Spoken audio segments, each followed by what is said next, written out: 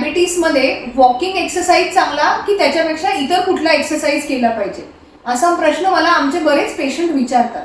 कारण रेग्युलरली जर आपण बघितलं तर सगळे डॉक्टर्स वॉकिंग हा एक्सरसाइज ॲडवाइस करतात. त्याचं कारण म्हणजे तो सगळ्यात सोपा व्यायाम आहे, सगळ्यांना जमू शकेल, काही इन्स्ट्रुमेंट्स लागणार नाहीत, काही गोष्टी लागणार नाहीत असा व्यायाम आहे.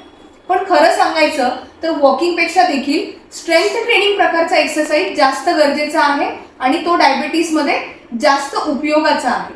त्याचं कारण म्हणजे बेसिकली एक्सरसाइजच हा डायबिटीसच्या पेशंटसाठी काय इम्पॉर्टंट आहे, तर एक्सरसाइजमुळे काय होतं, आपला मसल मास वाढतो आणि ग्लुकोज जे आहे म्हणजे वाढलेली रक्तातली साखर जी आहे त्याचं ॲब्झॉर्प्शन मसल मासमध्ये होत असतं. त्यामुळे जेवढा मसल मास वाढेल तेवढं ॲब्झॉर्प्शन जास्त होईल.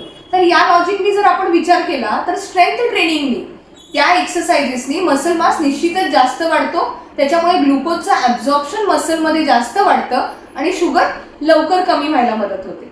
स्ट्रेंथ ट्रेनिंगचा दुसरा फायदा म्हणजे इन्सुलिनची सेन्सिटिव्हिटी वाढते. त्याच्यामुळे काय होतं, ग्लुकोजचं इन्सुलिन सोबतचं बाइंडिंग वाढतं आणि ऑब्व्हियसली ब्लड शुगर लेवल अजून जास्त प्रमाणात कंट्रोलमध्ये येते. मग आता हे स्ट्रेंथ ट्रेनिंग आहे काय, तर या खूप सोप्या अगदी तुम्ही घरच्या घरी करू शकाल अशा एक्सरसाइजेस आहेत.